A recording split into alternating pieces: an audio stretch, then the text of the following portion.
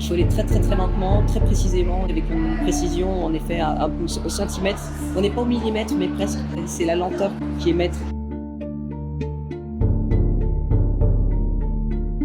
Bonjour, nous sommes les deux commissaires de l'exposition Michel-Ange Rodin Corps vivant. Et nous allons vous commenter la mise en place d'un certain nombre des grandes œuvres de l'exposition en cours de montage.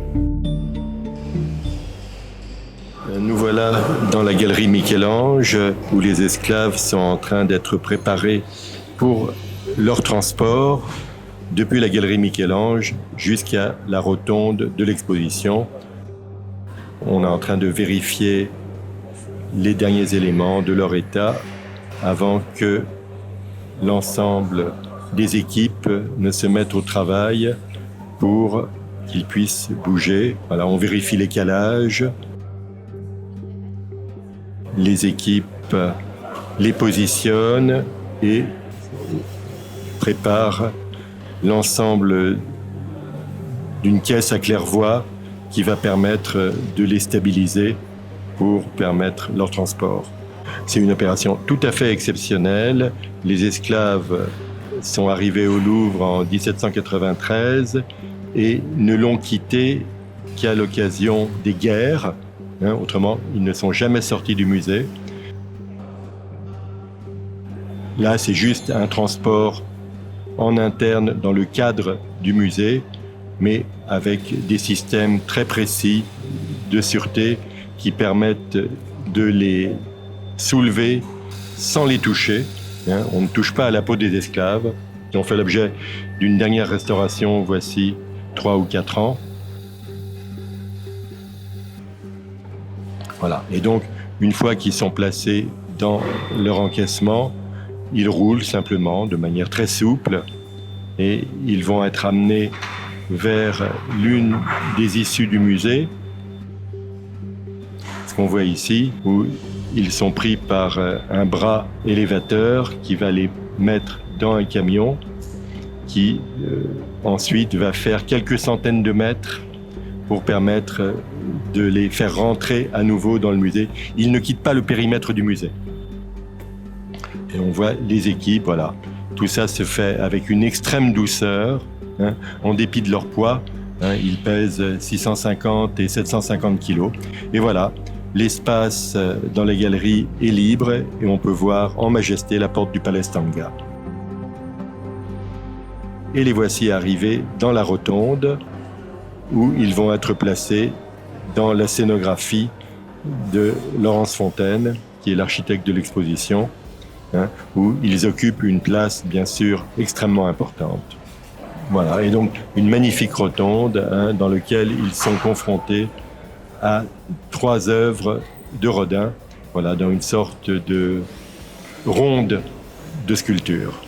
Oui, l'architecte de l'exposition a joué sur la circularité de la rotonde qui est le lieu d'accueil de l'exposition pour créer ces socles circulaires et insuffler un mouvement entre les œuvres, une vie entre les sculptures.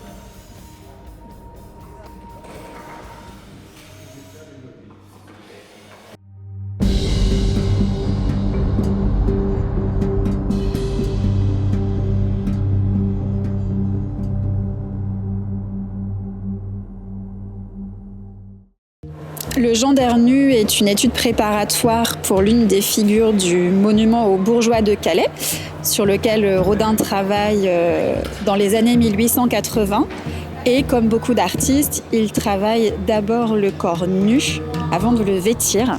L'état préparatoire a été conservé et donc on peut présenter cette œuvre qui nous intéresse plus ici pour le propos de l'exposition dans sa version nue, puisqu'on voit bien tout le travail sur le corps.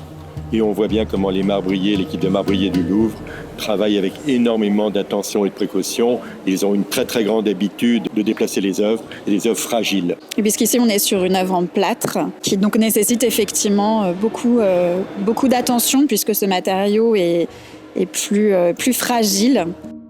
Il faut aller très très très lentement, très précisément, au centimètre. On n'est pas au millimètre mais presque.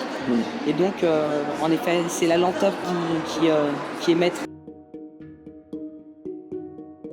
Si l'exposition montre un très bel ensemble de sculptures, elle présente aussi un ensemble de dessins de Michel-Ange et de Rodin absolument magnifiques. Et on voit là toute la mise en place par les installateurs du musée du Louvre de ces dessins pour arriver à créer des murs et des compositions qui permettent de comprendre au mieux le projet de chaque salle.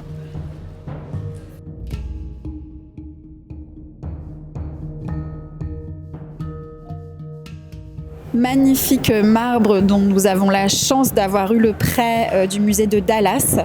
On vient de voir une dernière vérification réalisée par la restauratrice lors du constat d'état, qui est toujours réalisée à l'arrivée des œuvres pour vérifier l'état après le transport.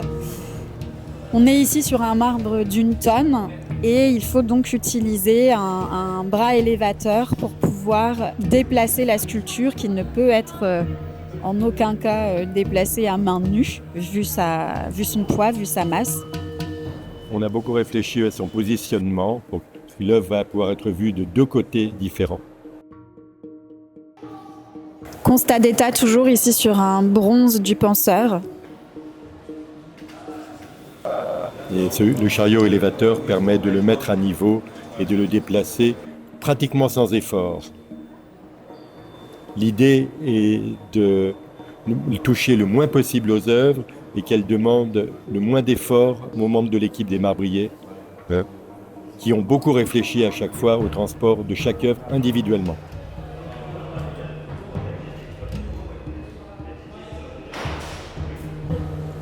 Et vous voyez ici qu'on est de nouveau sur un bronze à dents.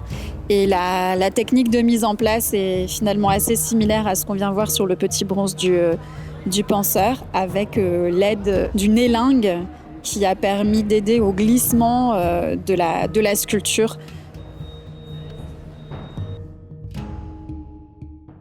Alors ici, on a un cas très intéressant auquel on est souvent confronté dans les collections du musée Rodin. Ce plâtre est un modèle de fonderie, c'est-à-dire qu'il sert de modèle à la fabrication du moule dans lequel peut être fondu le bronze. Et pour cela, il a besoin d'être en plusieurs morceaux. Et pour le remettre en forme et réemboîter les différentes parties de ce Balzac monumental, c'est un travail d'une extrême précision.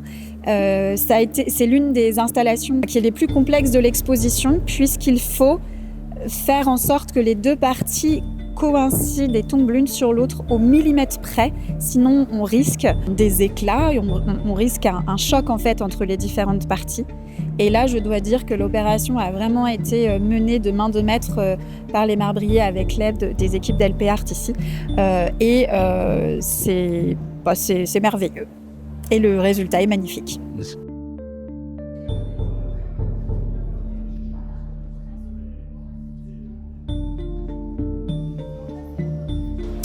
Un très beau marbre prêté par le musée d'Orsay, La Pensée. Et là, on retrouve de nouveau le chariot élévateur, le glissement sur les planches paraffinées. Et une fois l'œuvre en place, on ne se rend absolument pas compte de la difficulté de la mise en place, bien évidemment.